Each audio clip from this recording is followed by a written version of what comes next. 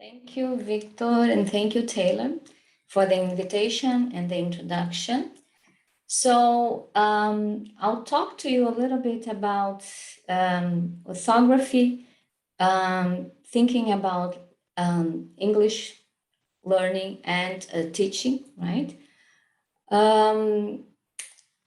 It's a controversial issue whether orthography can help us when we are learning the phonology of the second language. So we're going to discuss a little bit about that, and then we're going to talk a little bit about teaching issues, right? I remember when I became very interested in pronunciation teaching, one of the tools that we used for teaching pronunciation was one of those, like an icebreaker, was one of those poems piled with irregular words in terms of pronunciation and of sound and spelling correspondence. And that really showed to us how overwhelming English orthography could be. And maybe it wasn't a very good idea to use it to learn pronunciation, right, from it. If you start reading about English orthography, you come up with some interesting proposals in terms of creative spellings, for example, that would demonstrate the irregularity of English orthography. For example, Bernard Shaw proposed that we could as well spell fish using GHOTI, because that would make totally sense considering the irregularities of English, right? So GH sounding as F, or O sounding as E, and TI sounding as sh. Many years later, Henderson and Chard went as far as saying that we could spell fake using, we had 19 possibilities to spell the word fake. But then later Carney said, well, that maybe they are exaggerating a little bit. I think maybe we have 3 possibilities to spell the word fake using the English orthography spelling and sound correspondence, right? So I'm sure you all have heard some about some creative spellings for English words, playing on the irregularities that you have in the language. But apart from the jokes, I think what I want to convey to you is that there is some regularity, and we as language learners or teachers can make use of these regularities anyway. So I'll talk a little bit about pronunciation and lexical knowledge. I'll talk about literacy and phonological development, the notion of orthographic depth and L2 phonological development. Then I'll move on and say some words about sound and spelling correspondence in English, and I'll finish with some teaching sound and spelling correspondence issues and showing some examples with English vowels. Like I said, I'm going to be talking about learning and teaching, okay? So, because that's the way I actually, that's my professional experience, both as a researcher and a teacher, and my background, and also as a learner of English, of course, right? And I will try to bring I like trying to bring the 2 worlds together, the world of research and the world of teaching. So when we think of spelling and sound correspondence in English, for example, I can ask you 2 questions. How can we pronounce the grapheme O in English?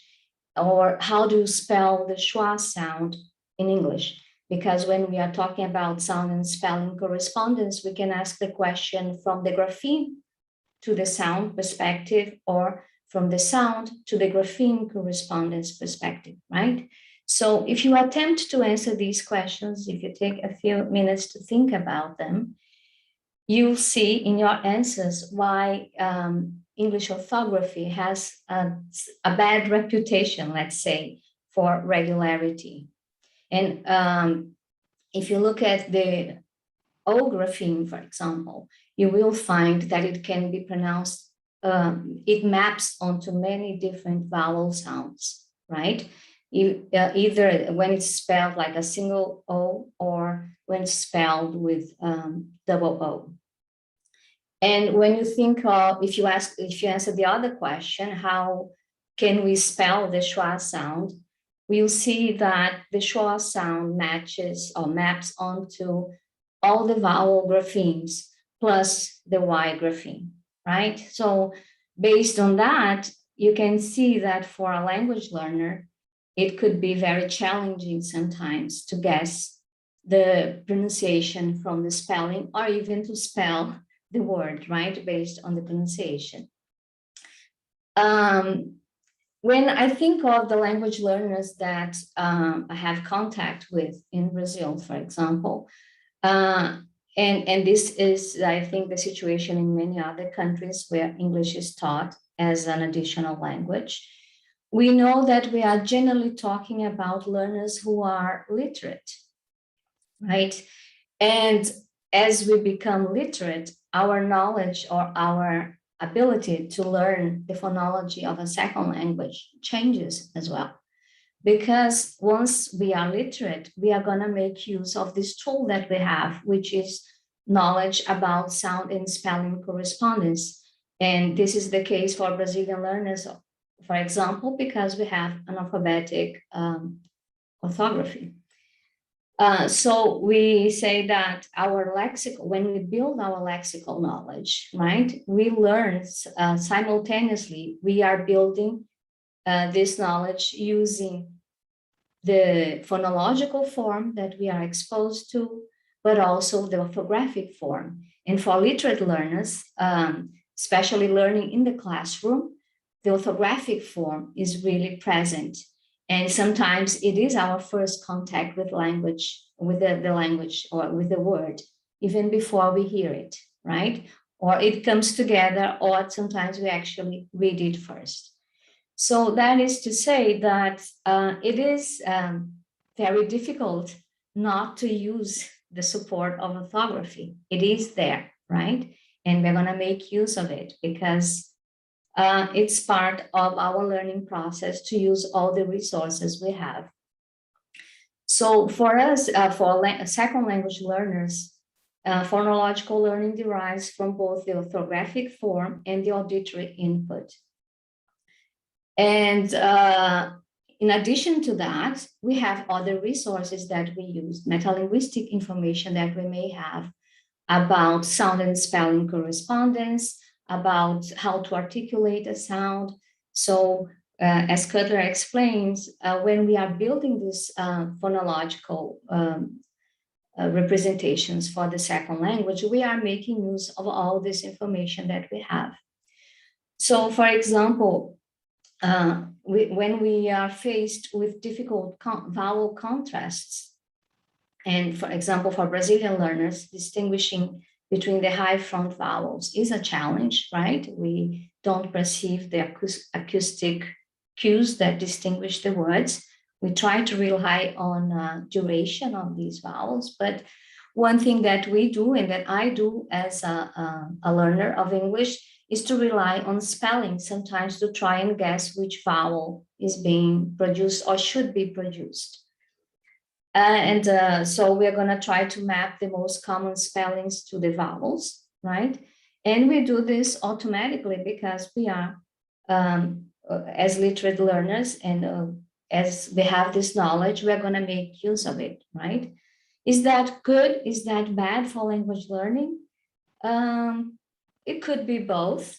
Cutler would say that we should avoid it when we are building our L2 phonological contrasts. We should rely on auditory input to build these contrasts in a solid manner.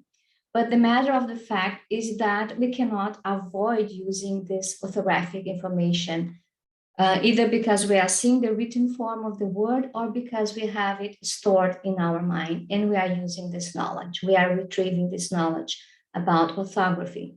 So we have lots of empirical research testing for this hypothesis, whether orthography is beneficial or it's a hindrance. We have results showing positive effects.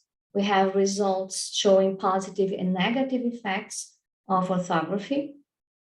But it doesn't matter if we debate if it's positive or negative. The matter of the fact is that it is ubiquitous, right? We, as literate learners, are going to make use of that information. So my point here will be that, well, if we are making use of it, what we can do as language teachers is maybe to help learners make a better use of it, right?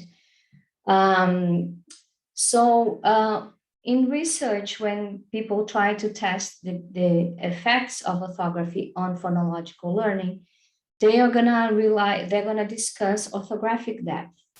And this has to do with how consistently a phoneme maps onto a grapheme in a given language.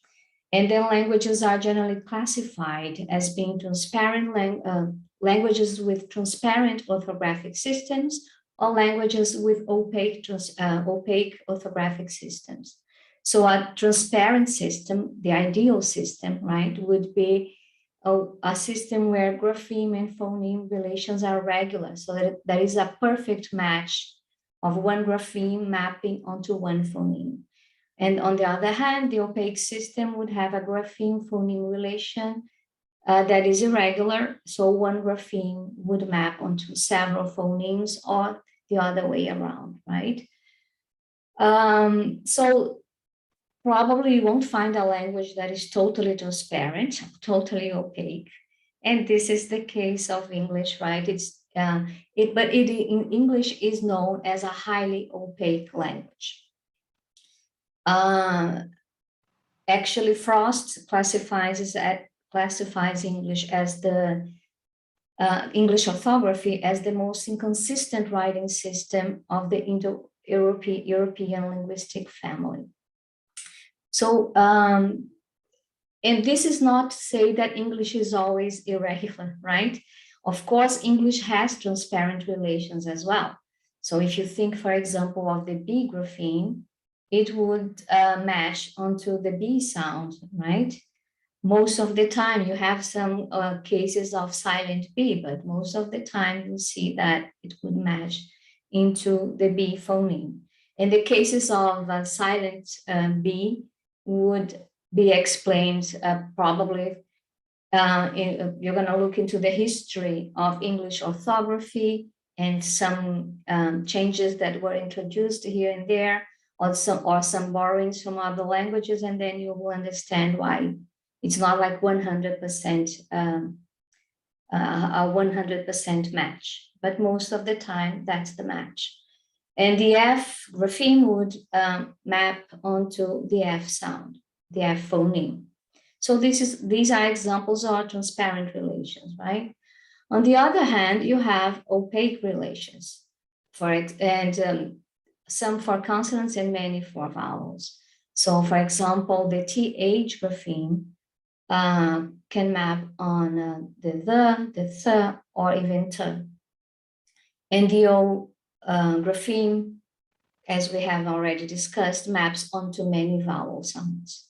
So English has both transparent and opaque relations, but the number of opaque relations is really high compared to other languages. So why is English orthography opaque or highly opaque? It has to do with many factors. I will explore one of them. But as Carney explains, the writing system in English is not entirely based on the alphabetic principle, so one letter representing one sound. What English does that explains many of the opaque relations is English tries to maintain a constant spelling for a given morpheme. So when it does that, it's creating lots of irregularities, right?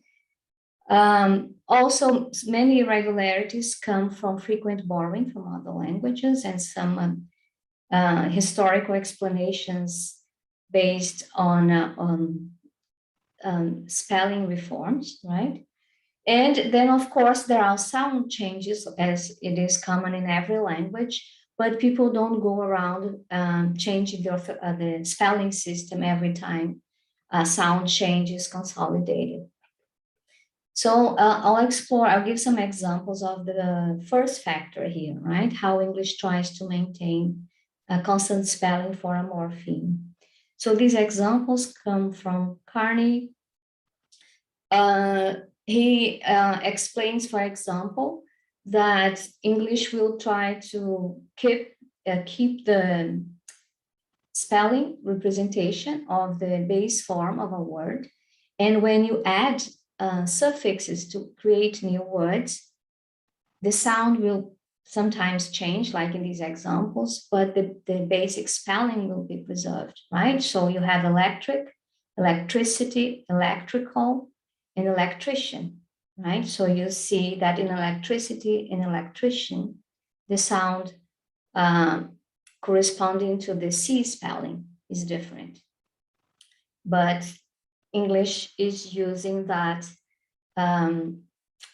that option of keeping the spelling of the base form of the word.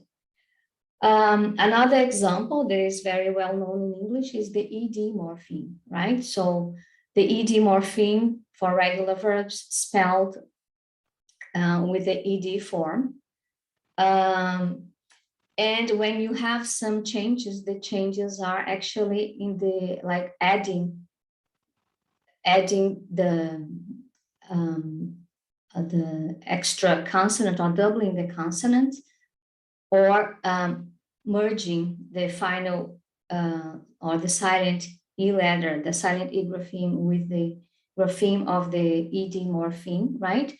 But all these changes, they have a purpose, right? These changes have to do with the vowel quality, and they signal and they preserve the vowel, the pronunciation of the vowel of the base form of the verb.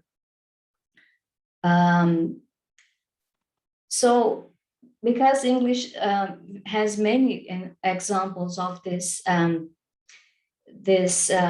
attempt to preserve the spelling of the base form of the morphemes, or even of grammatical morphemes like ED, we're going to create lots of irregularities for when you try to map spelling into pronunciation, when you try to predict, for example, the pronunciation of words by reading the word, right?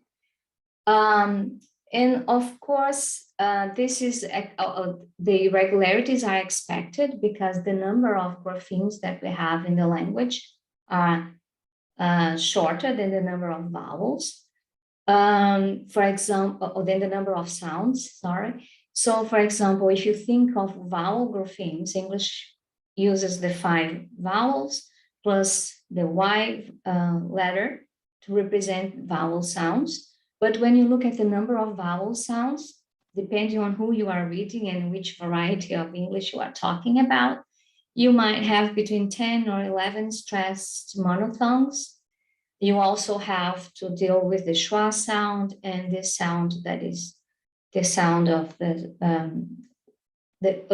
followed by R, by the rhotic sound.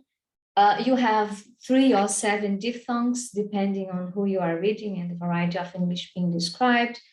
If you are reading an author that describes RP, received pronunciation, you hear about triphthongs as well, right? So these descriptions of the language change a lot depending on the authors and the variety of English.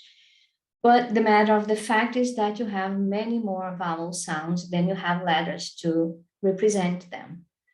But of course, this is also solved in English by using digraphs, right? So you can combine those letters in many different ways. You can double them. You can make them be followed by Y or W to represent sounds. So you see that this actually complicates things, right? Because all these combinations, they can also result in, they can map onto different sounds in the language. And this is the reason why I chose to talk about vowels, because I think the number of irregularities is much bigger when we are talking about vowels. So this is to account for irregularities and for how hard it is for a learner, for a literate learner, to predict sound pronunciation from orthography, from English orthography, right? Of course, it is also difficult to spell words, but here my focus is on predicting pronunciation, right? So, but that doesn't mean that we cannot predict. It's just not a very simple task, right? Especially when we are talking about vowels. In their book, Salzmersha, Brinton, Goodwin, and Greiner, they give some suggestions of how to call or to raise your students' awareness about these relations and how to maybe identify some patterns that could be helpful, right? And I'll try to convey their 4 suggestions here.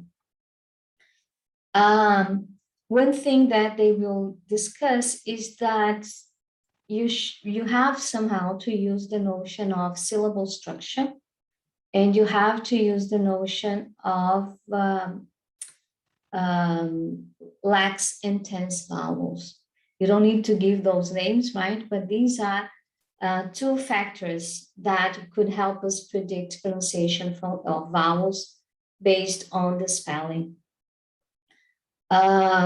So, for example, you can demonstrate with words open syllables versus closed syllables, right? So an open syllable is that finishes with a vowel sound. So it's C for consonant and V for vowel.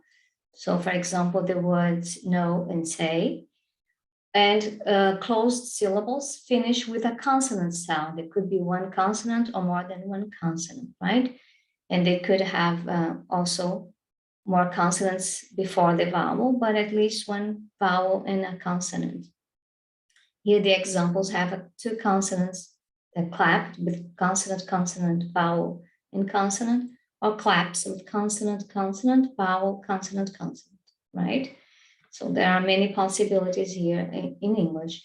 But why are these important notions, right? We're going to see in a minute. The other important thing is this distinction between lax and tense vowels. So the lax vowels in English, I, A, U, and and possible allophone for it. And these 2, they could be, depending on the author, classified as tense or lax, but they are in a fuzzy category. If you want to ask me why, at the end, I can discuss that. But I put them here because for the explanation that I'll give, they have to be placed here. Otherwise, they won't fit the rule that they proposed, Salzmersha and colleagues proposed. And then in the world of tense vowels, true tense vowels, I would say we have E, A, O, U, and the diphthongs. So if we use these notions of lax versus tense or diphthongs and open versus closed syllables, we can sort of predict some pronunciation based on spelling. For example, the first tip would be to use the syllable structure and the spelling. So compare open versus closed syllables and how we're going to have tense or lax vowels. So if you look at the examples that I put here for the closed syllables, you'll see that you can have either. So just using closed syllables won't help you predict, because you could have the pronunciation of the grapheme of these words would map onto either lax or vowel tense or tense vowels, right? Or diphthongs. The syllable structure is the same, consonant, vowel, consonant. So what could be helpful here to call your learner's attention is the fact that the tense vowel or the diphthong would surface or would appear when we have the double vowel grapheme. And when you have the single vowel grapheme, most words, right? Of course, you will always find exceptions for these rules. I'm giving you like the general rule that would account for most words in English. So when you see a single vowel grapheme, that is a lax vowel. And when you see the combination, the digraphs, that is a tense vowel or diphthong. So that could help them figure out some of the pronunciations, right? When you look at the open syllable structure, what you'll see is that it would always result in the tense vowel or a diphthong. So that is a good thing to help your learner say, okay, so here it is a tense vowel or a diphthong when it's the word is ending in a vowel sound. And in this case, we are just working with monosyllables, right?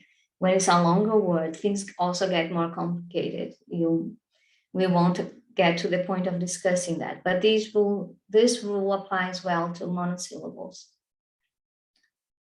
The second tip would be in closed syllables of CVC. Remember that here we were saying that we could have both lax and tense vowels or diphthongs in CVC words. But when you look at the other examples of CVC words, such as mate, line, peat, cold, and rude, we can also predict that we are going to have a tense or vowel or a diphthong if the word ends in the silent E grapheme, right? Or as we can see in many pronunciation manuals, the vowel will say its name, right? So it would map onto the pronunciation of the alphabet letter. So this is also helpful as a tip to predict the pronunciation of the stressed vowel. And of course, we're going to have exceptions of loan words, but it applies to many words in English. The third tip is that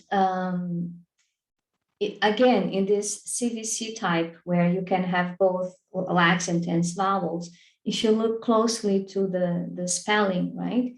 If you see monosyllables spelled with one vowel grapheme and followed by one or two consonants, you can predict that is only a lax vowel that will be pronounced there. Okay, and this also applies to words with two syllables, like little, letter, copper, and written, right? So this is a word that when we have beginners, they keep trying to, for example, if you have write, then this should be written, right? So you can try to help them make sense of the different pronunciation, pay attention to spelling, and you'll remember that this one is irregular, right? And you can do this with some irregular verbs, for example. And the fourth tip that they give to us is when you have word formation, right? When you have some suffixes being added to the words, you will find a number of words that will have some regularity in what happens. It seems at first like, okay, the vowels, they are changing when you are adding the suffix, but there is a pattern there that can be helpful.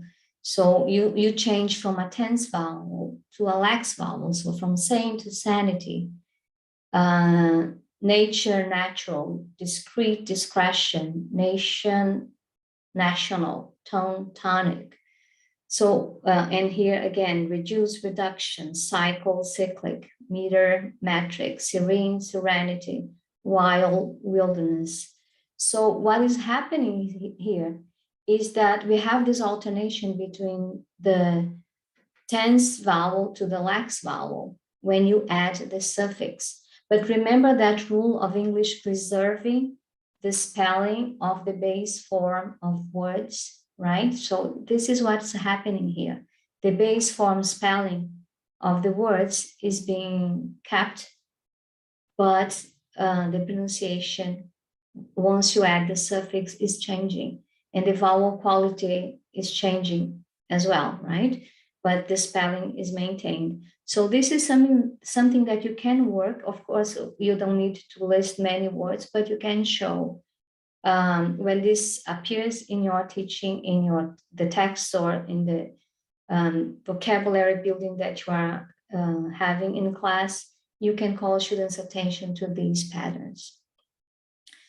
So these are the 4 tips that the Salzburger, Brinton, Goodwin, and Grinder propose. I think they could help predict vowel quality for pronunciation, right? Of course, it's not that you can discuss all this at once, but I think little by little you can convey the message that there are patterns and there is some regularity that can be used to your advantage as a language learner. A first step that I think I skipped this one, where you can start working with this, is to disentangle the notion of graphene from the notion of sound. And this is something that you see when you begin to teach, right? Your learners probably think that or expect this perfect match between grapheme and sound, and they will actually think that number of sounds and number of graphemes is the same thing. So an initial step would be to show to them that graphemes are different from sounds. So this is a very important initial step. So to conclude, I think these pedagogical suggestions tell us that it is possible to predict spelling to predict pronunciation from spelling, even when we have an opaque system as English, right? An opaque orthographic system. We have to rely on the transparent relations. Generally, learners will try to map things using this transparent relation. You have to call their attention to when this doesn't work well. But of course, we have to call attention to what is transparent, what is regular. We have to point out the consistent cases, but also the important exceptions, but definitely not all the exceptions, because that would be very scary initially, right? So the important thing is, don't just leave your learner to make guesses without your help. Okay, offer some help little by little so that the learner can see the inconsistencies, but also can identify the patterns that can be very beneficial for learning, for predicting pronunciation and learning from that information that is available to him or to her. And of course, you have to do this integrated with other teaching contents. There is no point in just listing all these rules and inconsistencies without connecting this to the content of your language class, right? So but it's something that has to be done, raise the awareness that it's not a simple case of grapheme to phoneme correspondence, but it's not either a chaos, right? There are possibilities there that can be used to the learner's benefit, to learn to how to pronounce words from the spelling. That's what I would have to say. These are some book suggestions if you want to read more about spelling and pronunciation. So Salzburger that I mentioned, Brinton, Goodwin, Grinder, Dickerson, that also inspired many explanations from Salzburger and colleagues' books and many other books that came after. Gilbert, just because Gilbert works with the notion of predicting pronunciation from spelling without using phonetic alphabet, which is good for beginners, right? Or for young learners. And here are my references. So thank you for your attention.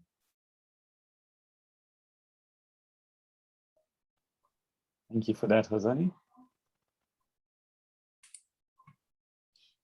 We have so do we have questions? I'll open the Q&A. There is one question from Alison. Yeah. Alison is a research. Do I read the question, Taylor? Sure, I can just read it out for you so people can follow. Okay. So he asks, in terms of classroom instruction, could you please talk a little about the best moment in class for this to be approached by the teacher? Would it be explicit or implicit? what advice would you give to teachers who want to start dealing with this in their practice? I'll tell you what I think. I think it could. I like to start by asking the learners about their predictions. I don't like providing the rule or the explicit instruction right away. So I would say, for example, as a teacher, I notice some patterns that are going on in their pronunciation that I think that could be improved if I raise their awareness about the sound and spelling relation. So I would take notes or write on the board when we had boards to write on, and they are right here on the screen, some words that called my attention. And then after we finish whatever we were doing, I would ask them about how to pronounce those words, and I would see their hypothesis, and I would give them then, ask them why they are saying it that way. And then that's when I would convey any possible rule or that would help them to predict the pronunciation or improve that pronunciation based on spelling. If I'm particularly in a moment where I'm teaching a pronunciation issue, for example, if I'm trying to teach them the contrast between the high and tense vowels in English, I would give them the auditory information first, and then I would try to give them the help with help to predict pronunciation. I would try to help them predict pronunciation from spelling as well, because I know they will try to do that anyway. And so I would try to work with them how they could use that for their benefit. I don't know if that's clear enough, Alison. Rosane, if I just may on this, just as a follow-up, because we have, one of the good things we have in this group is that we have speakers from multiple languages. And is there any room for us to consider how these effects would occur with languages with different alphabet systems, thinking of Greek or Russian or languages like those? Yeah, so I don't have any experience with other alphabets. I think maybe somebody here, people who use, who have other writing systems, right? We have like a small experience, but it's now we are beginning to have, sometimes we have Russian or Arabic learners here, but I myself never had to teach them, right? So I don't know exactly how people would approach that. What studies have shown is that this, if you come from a language with that uses the alphabetic system, it's going to be harder for you to handle these irregularities because you have this expectation. You bring these expectations from your language that has the alphabetic system, right? So that's what the studies have shown. But I cannot share with you pedagogical experiences because I myself don't have that kind of experience. I don't know if somebody wants to explain, right? See how these factors interact. Yeah, in studies, like I said, in research, they say that let's say the negative effect when there isn't this match between grapheme and sound and spelling, especially initial stages of learning, it's going to be harder for people who come from a language that uses the alphabetic system. And the more transparent that language is, their first language is, the harder it's going to be initially. Okay, which is the case for Portuguese. Brazilian Portuguese is much more transparent than English, for example. So, or Italian or Spanish, right? So we're going to have a harder time at the beginning to cope with these irregularities. Thank you, Professor. Okay. I have a question from Christopher Zenchat. He asks you, do you think English students with opaque languages as the L1 would have any advantage when learning English orthography compared to those of transparent languages as L1s, similar to what you were just about to start saying? Yeah, so I don't think it's going to be any easier, Christopher. I think that the difficulties are going to be different. And I think maybe here, if we want somebody who wants to share the experience, right? I think the difficulties, for example, here when we are teaching Portuguese to Arabic learners, but they generally have already learned English, so we don't really experience that so much, right? But they will have other difficulties, like we would have when we start learning another language with another writing system, right? But I don't think they're going to be the same that people who use the alphabetic language, the alphabetic system have. So there's the two questions embedded here. The first one, Professor, says, do you normally present these phoneme grapheme correspondences when you present new language or when you do remedial pronunciation work or at any other point? Like I said, and I think when I answered the first question, I don't think we should go around presenting all these rules and explaining all this right away, but when opportunity arises. And I think when we are planning our lesson, we can sometimes, once we get more experience, we gain this, we have this opportunity to predict what is going to happen, right?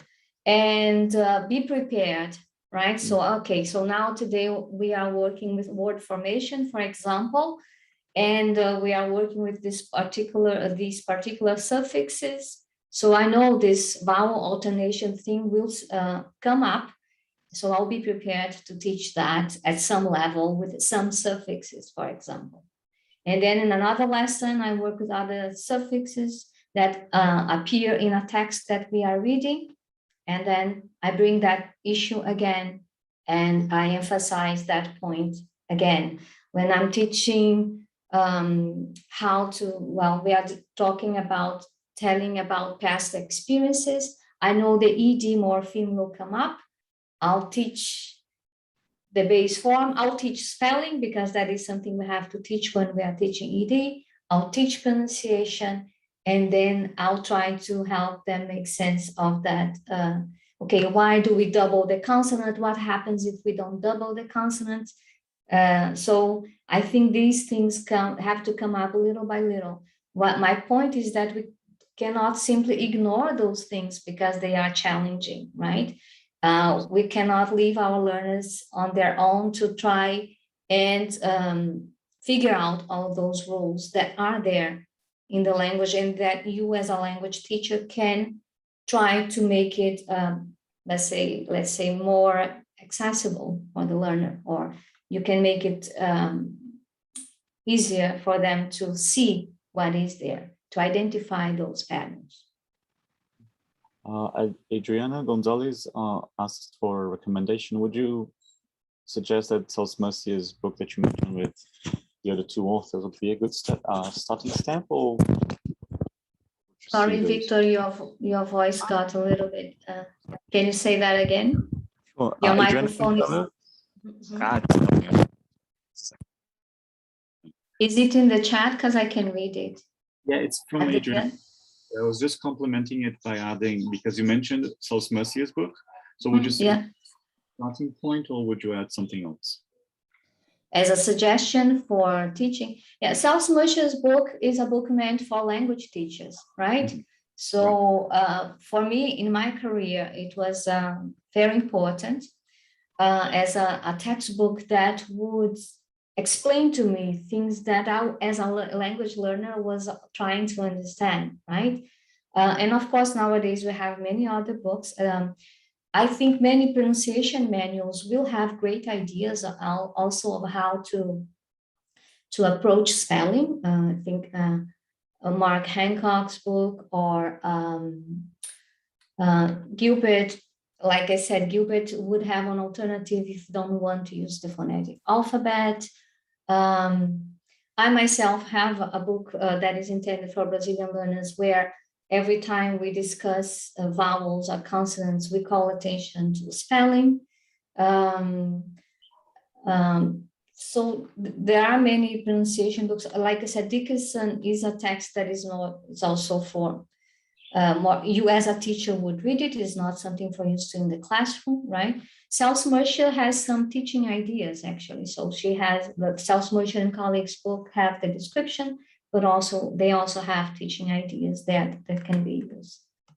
Yeah, and like somebody said here in the chat, Mark Hancock's book has also, he also uses the support of spelling when needed for teaching pronunciation. Thank you. There's another one here regarding learners' response. There's plenty of research into that, but probably the person wants to know from your own experience, how do you compare, right? Have they been able to spot some of the patterns you make explicit? How have you felt about this? Explicit instruction, right, so to speak. I think it depends on the learner, right? But some learners like having this support of knowing the rules, and some learners don't. Some learners are very good at detecting the rules by themselves, and some learners don't really detect the patterns. I think I would say that every time you discuss research from studies that test the effects of explicit instruction, you'll see mixed results as well.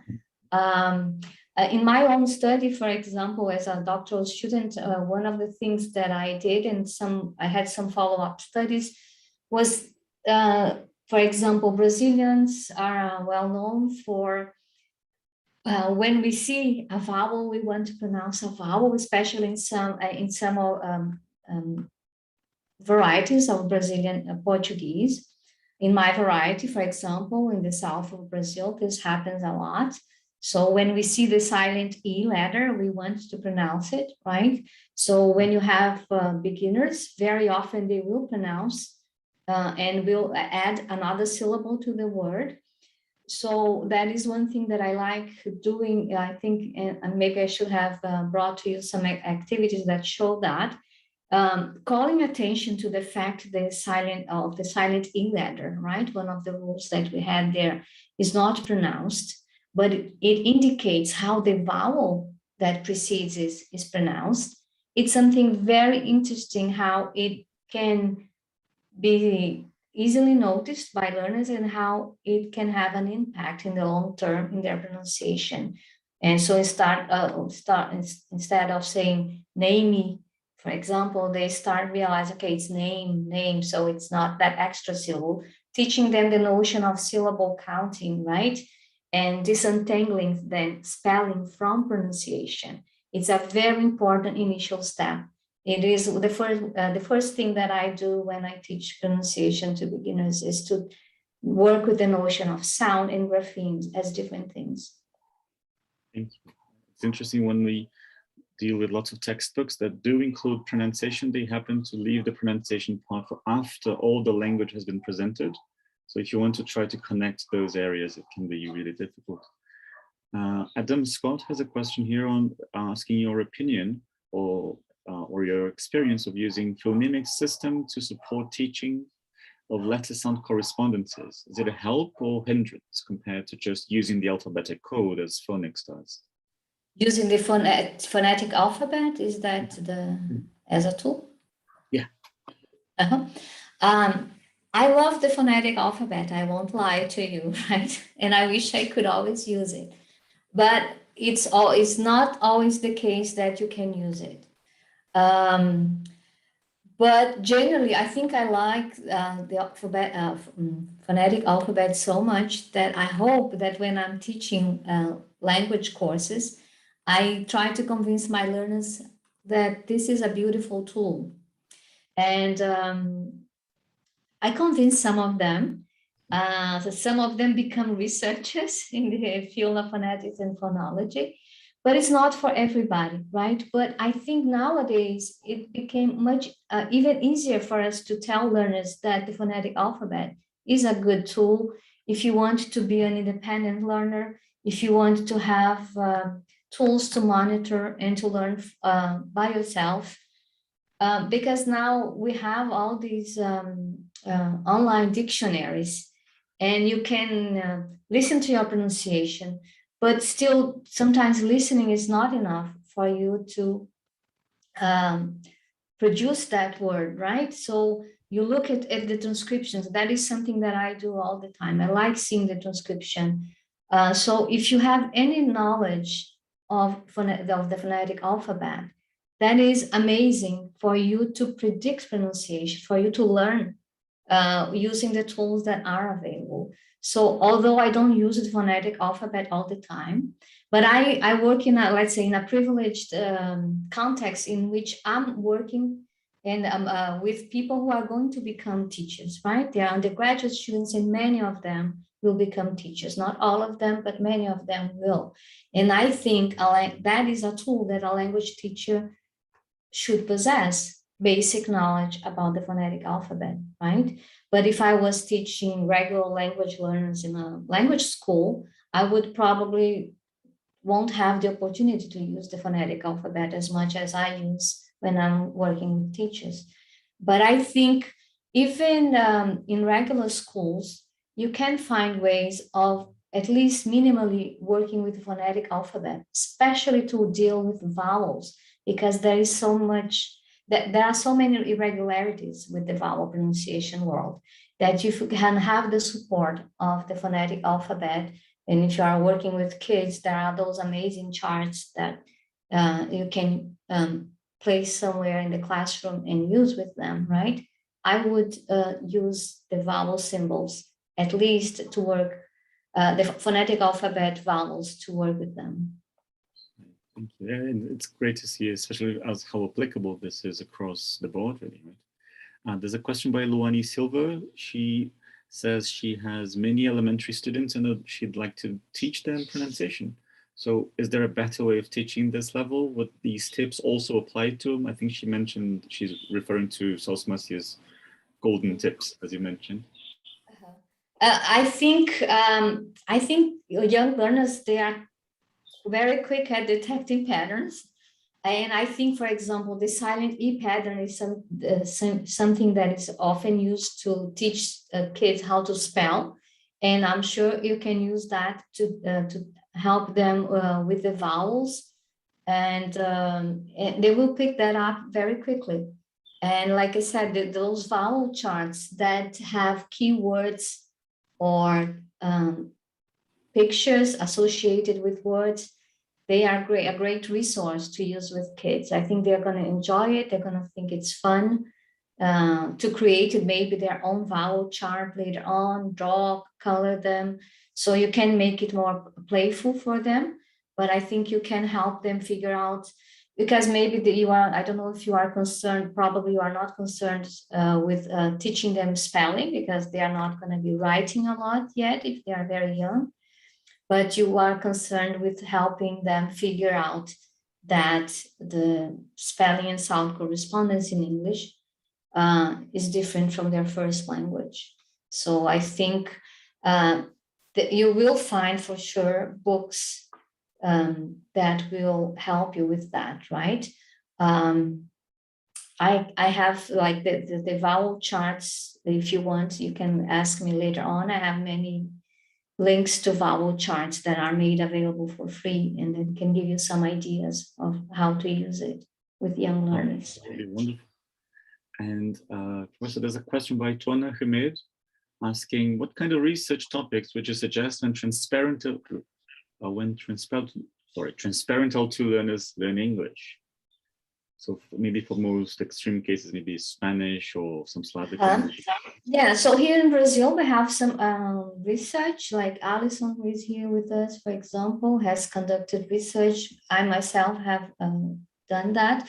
So for example, one of the things that we do is to investigate, for example, when we are learning a vowel contrast that is hard, how does that, or even syllable counting, right? So this notion of not adding vowels to certain syllabic patterns, which is something that happens a lot with Brazilian learners. For example, we don't have a lot of final consonants. We have lots of CV syllables in our language. So we tend to seek for that pattern when we are learning the English syllabic inventory. So we would have studies that would compare different syllabic patterns. And also we could compare words, real words and pseudo words, for example, that would simulate the patterns syllables in English and Portuguese. And why would we use pseudo words sometimes instead of real words? Because we know that if we use real words, learners could have stored in their mind the sound spelling correspondence, and they could use that for their benefit to guess the words that are being said or how many syllables that word has, or they could pronounce the word in a certain way based on the spelling. So we can do this, have studies like Allison's that would deal with non-words, right? So you would create a list of words that don't exist, but that simulate the spelling patterns of English, and see how they would deal with those words, if they would learn those words, if they just hear them, or what would happen once you introduce the orthography for those words that you created, for example. That is something that is done. Or you can compare words with a certain spelling pattern and see how students pronounce those words, and see if spelling explains what happens. That is also, Bassetti does that a lot for Italian students. She has a series of studies in which she compares different orthography patterns and how they are produced by Italian students. We also have some studies like that in Brazil to demonstrate that orthography plays a role. In my study, for example, I compare words with silent E and without the silent E, and how often the learners will introduce the vowel sound at the end of the word because of the presence of the final E, or how they change the pronunciation of the final consonant because of the presence of the final E. Right. I think we'll have time for one more question, and connecting with this idea of transparent learners and research. There's a question actually by Allison here. He started and now finishing. He says, some teachers and researchers have shown resistance to teaching phonetics as they refer to be considered structuralist. We've seen people attempt to teach pronunciation without phonetics. And do you think that's possible? I think it's possible to teach pronunciation without phonetics, but I think it's easier if you as a teacher know a little bit, or you have a solid knowledge of phonetics, because that will give you tools.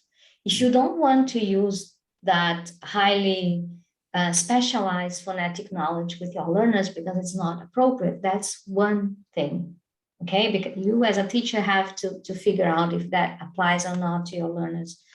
But you as a teacher, if you yourself don't have that knowledge, I know I'm saying that because that is something I heard in Brazil from teachers. Is either you're going to say, I don't teach pronunciation because I think that is going to make my learner feel embarrassed or not motivated, or because I don't know how to do it, because I think it's too complex.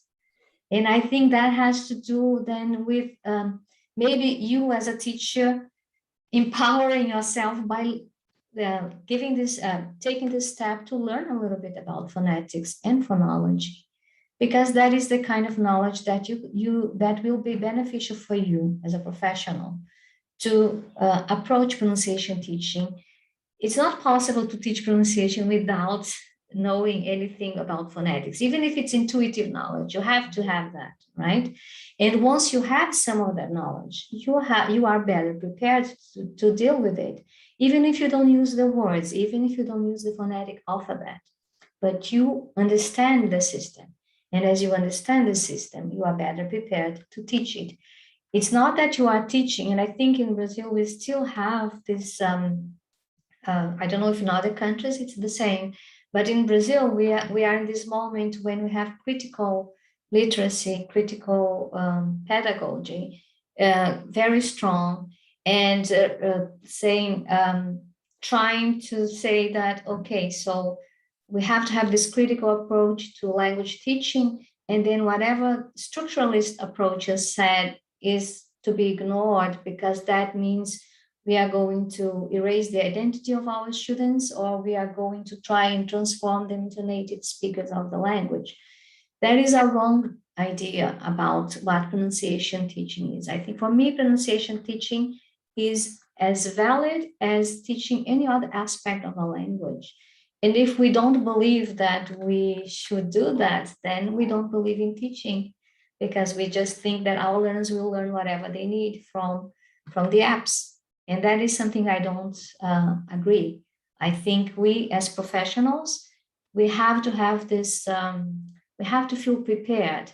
We have to feel comfortable to study. And we have to invest on learning about different things from different perspectives, and then choosing from all these tools that we have to make better use of them in the classroom, given the teaching situation, the teaching context that we have, right? So I think it's a wrong view, Alison, that once you teach something about pronunciation, you are being an adept of structuralism. I think it's just an easy way of getting out of your responsibility to teach something that is important. It seems that it's all sort of some people might have chosen a very small component of an argument and made it the main part. And I think we could also include that some teachers feel that for them to teach pronunciation, they would have to know a lot about the details, maybe know how to transcribe words by heart, or knowing too many specific technicalities. So they might be overburdening themselves with knowledge when it's, well, what do we need? Right? It's just maybe a matter of choosing what we need for that given lesson, right? So we don't have so much pressure on ourselves. Hanzani, thank you very much once again. There's also some requests on different media here. If you would be happy to share your presentation and the references, because it seems to have, people have really enjoyed seeing how you included Sauce Mercier's communicative framework to teaching pronunciation. Okay, I think if you want, I can share with you and you forward to the audience, right? These are the references, and I think I suggested for teaching specifically these three, right? So just before we go, just see if you haven't, because I think that's all we have time for. And thank you for accepting the invitation. Thank you very much for your time and for being here with us this morning. Thank you all and the lovely audience for the questions, and I hope to see you soon. Bye-bye. Absolutely. Everyone, just before we go, we would like to remind you that if you're not a member already, you can find information about joining IATEFL and PronSIG on our website. And this webinar will be available to view again on our pages early on next week. And we'd like to thank you all for joining us today. And just before, really, as a very last moment here, let me share my screen with you. We have a conference coming soon, so why not giving us another opportunity for development here.